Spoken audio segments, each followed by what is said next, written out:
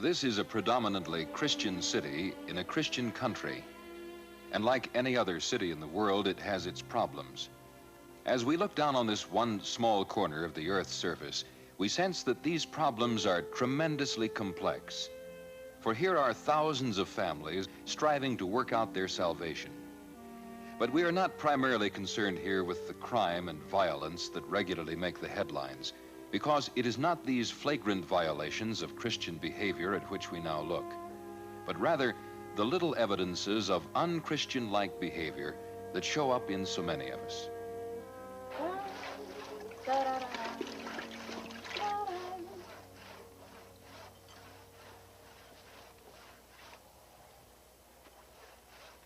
What's wrong, Mom?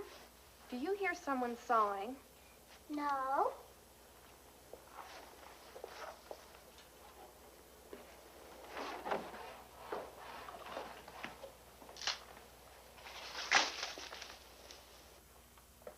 Oh, no.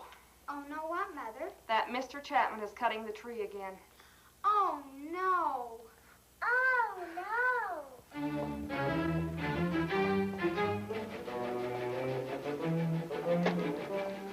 Clayton, do you know what Mr. Chapman's doing? No, what? He's cutting on the cherry tree again. What?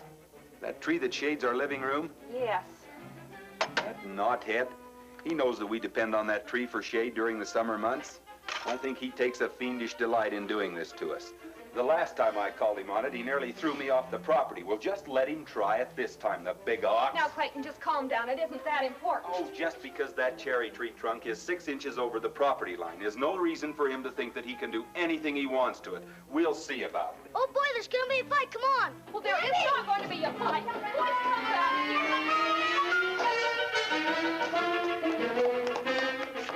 Chapman, what in the world are you doing?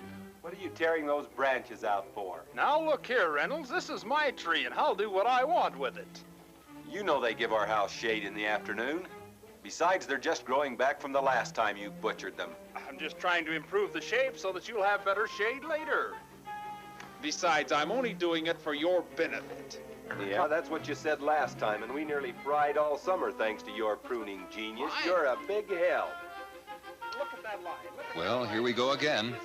If it isn't the tree, it's the dog in the lawn, or the children running over the flower beds, or something else. It's been this way ever since the Chapmans moved in over 3 years ago.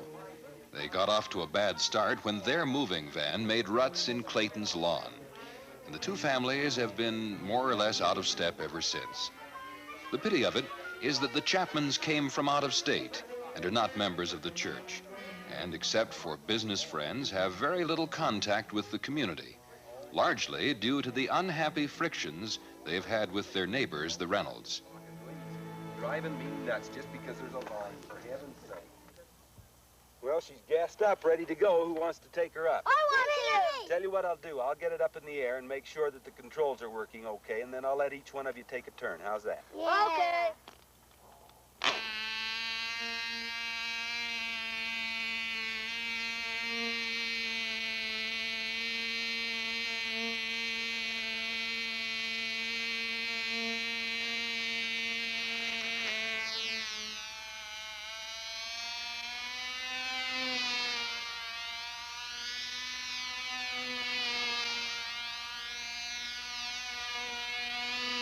Come on, Billy, get in here and take her over.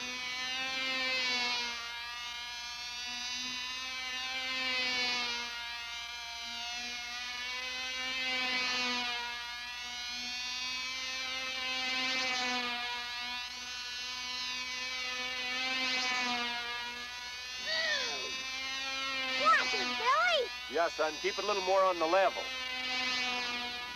Higher, get up higher. Look out. Cut it out, Billy, you'll crash. Keep it more on the level.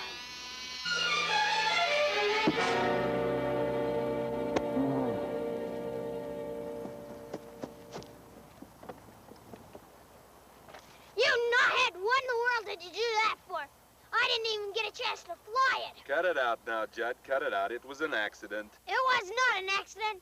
Billy did it on purpose. He did. I know he did. I did not do it on purpose. Just got out of control, that's all. Oh, yeah. That's what you always say. You've butchered it up just like the last time. I don't know what's gotten into you two lately. You're ready to bite each other's head off at the drop of a hat. You know they give our house shade in the afternoon. Besides, they're just growing back from the last time you butchered them. Let's look at the airplane. It's not in too bad a shape. I think we can have her back up in the air in no time. Come on, we'll take her home and patch her up.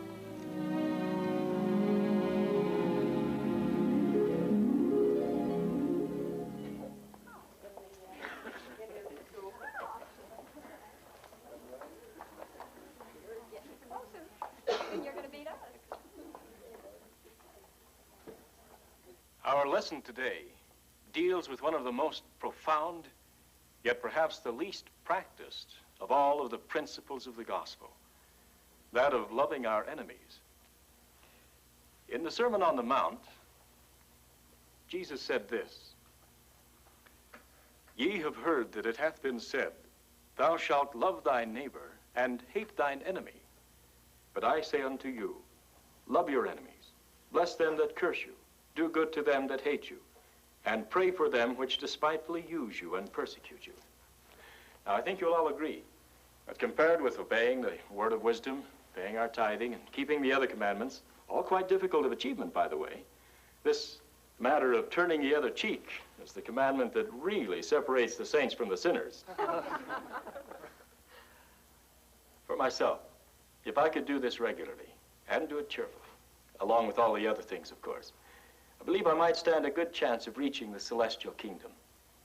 For this is altogether a rare attribute, and probably the supreme test of a real practicing Christian. How about it? Have any of you had experience in this forgiving and forgetting business? Well, it's my guess that some of you may have done this, but because it's kind of personal, may not feel inclined to talk about it. Now, even though this commandment is admittedly difficult to obey, there's no reason to assume that it's impossible of achievement.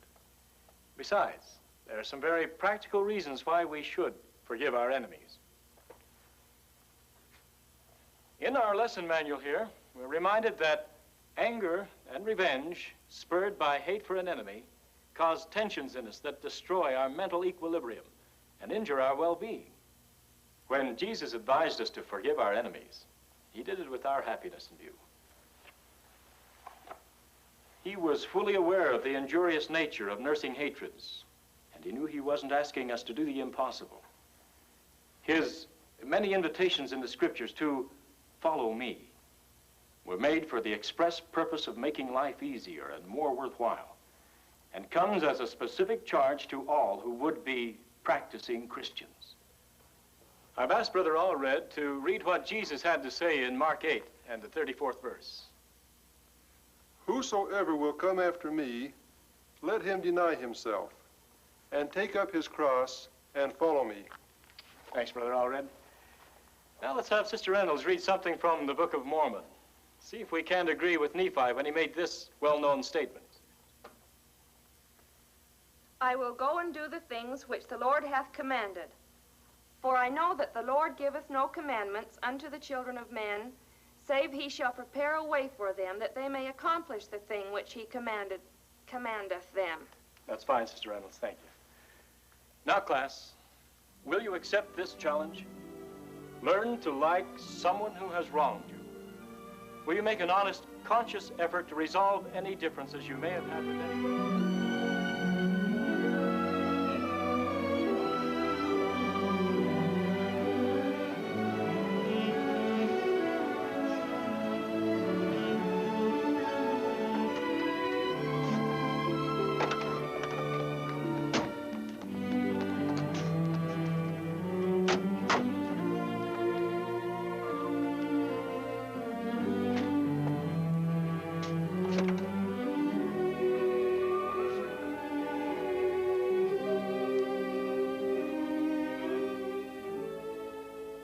Are you thinking what I'm thinking?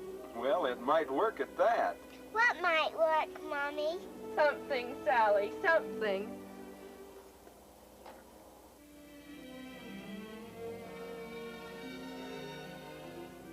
Oh, Jonathan, my darling, I'll never, never doubt you again. Yes, Peggy, and we'll never, never fight again, will we? Oh, Jonathan, if I had only known. Promise me it'll always be this way. I promise, sweetheart.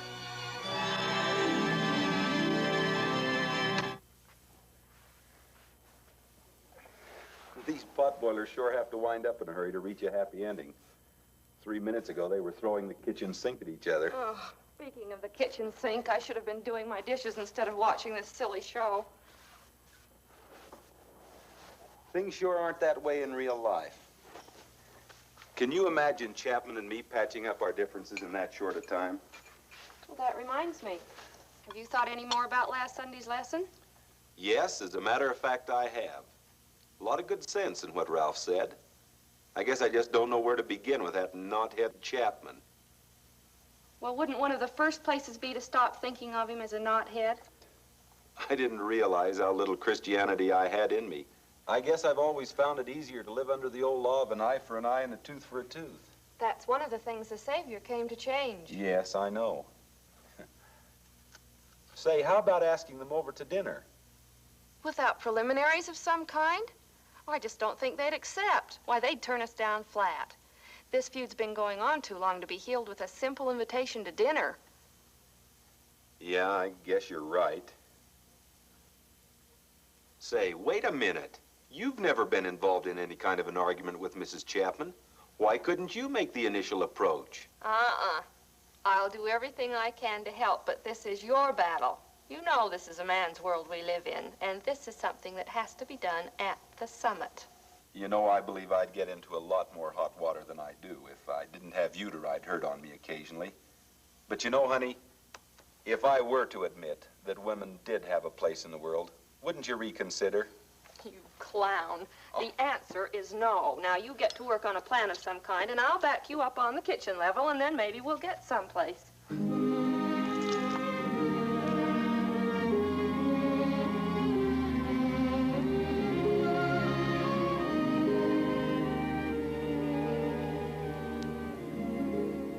Yes, we're planning an early vacation this year. As a matter of fact, we'll be leaving before the end of the month. We'll be gone for a little over 3 weeks. We're going down into old Mexico. I always wanted to see Mexico City. Well, I envy you, George. Have a good trip. Bring me back some of those real Mexican hot peppers. See you later, Harry. Adios, amigo.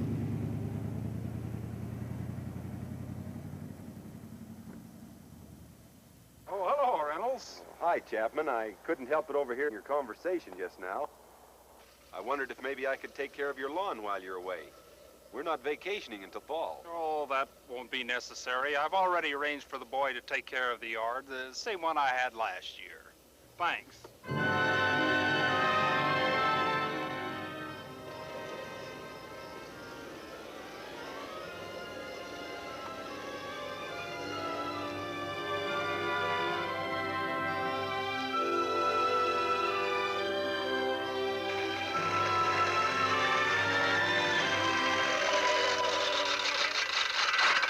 Hello there, neighbor. Hi, Ralph. You couldn't get your wife to mow it, huh?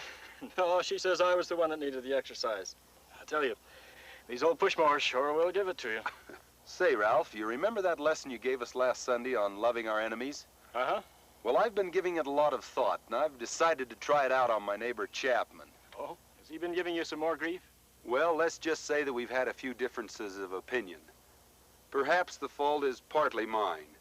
The fact remains that there's been very little cordiality between us. And this is a real opportunity for you to put the lesson to a test, isn't it? Yes, and that's why I came over.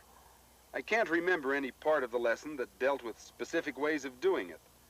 Seems to me it pointed out why we should turn the other cheek, but it didn't say how to go about it.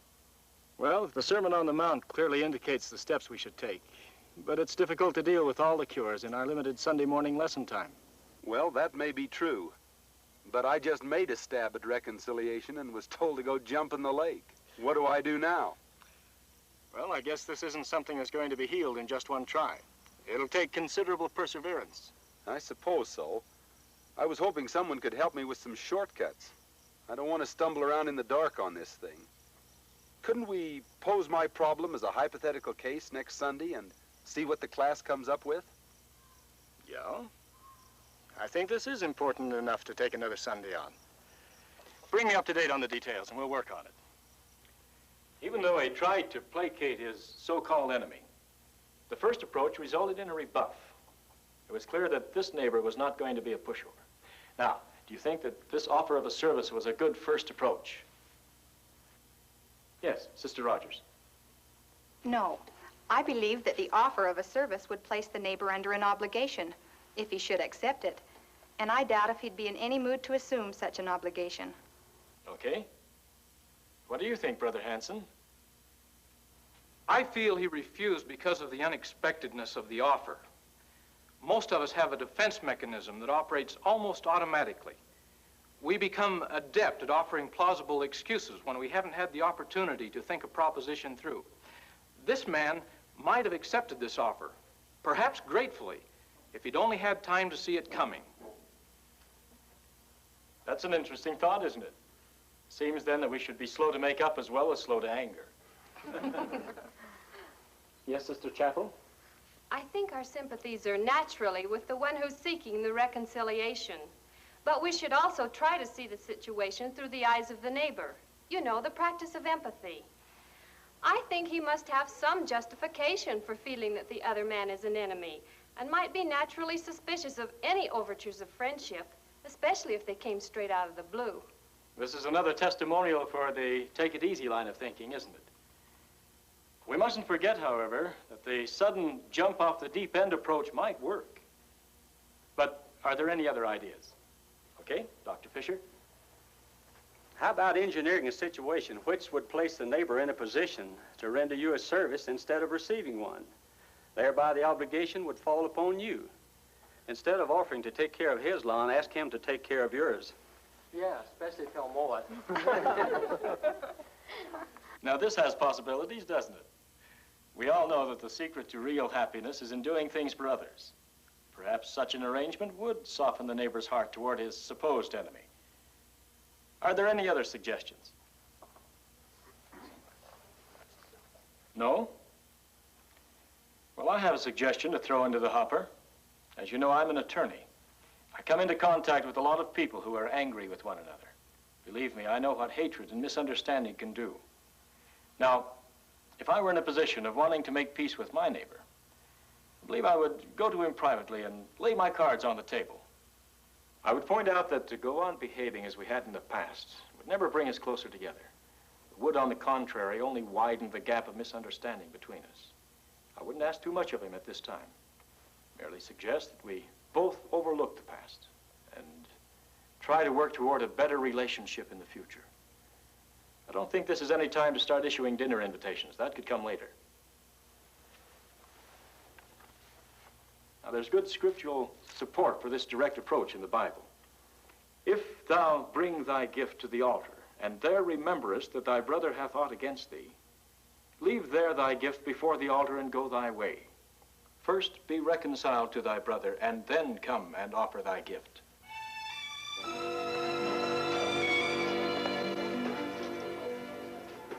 Well, did you learn anything? I'll say, Ralph. In fact, I think you helped me the most. I like the direct approach best, but I think it'll be a matter of careful timing. There's no doubt about that. You'll know when you're ready. The trick will be to know when Chapman is in a receptive mood. Thanks, Ralph. Good luck.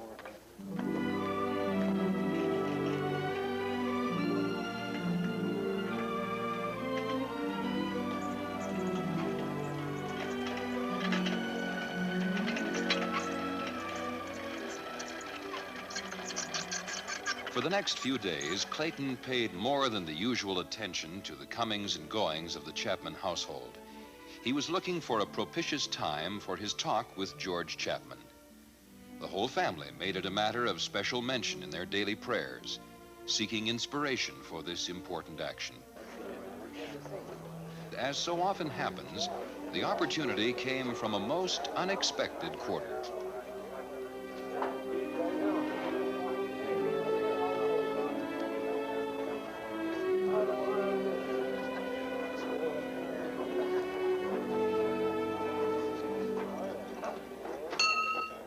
Gentlemen, if I may have your attention, we'll go on with our meal, but first I would like to introduce our guest speaker, Mr. George Chapman, plant manager of Valley View Electronics Corporation. But more about Mr. Chapman later. Let's go on with our lunch. This is an electronic age, an age in which no progressive business firm can afford to use Stone Age methods when their nearest competition is using the latest electronic aids. Gentlemen, our economy is on the upswing, and it is going there with the aid of electronics. Thank you. George, very important. I appreciate your taking the time off to come down and talk to me. Hello there, Chapman. George, I want to thank you for a most stimulating talk. I thought that you were in the electronics business, but I didn't know exactly what area. Well, thanks. Yes, I've been in this kind of work for more than 20 years. Sort of grew up in it. I wonder if I might drop over one of these evenings and get your advice on the utilization of computers on our inventory control. We've been toying with the idea, but frankly, we just haven't known whom to turn to for advice. Why, yes, that's one of my favorite subjects. As a matter of fact, any night's okay with me if it suits you better than the office. Except Thursday, that's my bowling night. Fine, I'd sure appreciate it. How about Monday? That's all right. See you there, then. Thanks.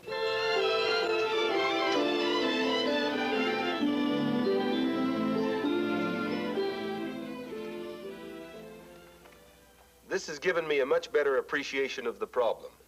Enough so that I think I can begin formulating some proposals. It'll mean a big change in our operation, and an expensive one at that.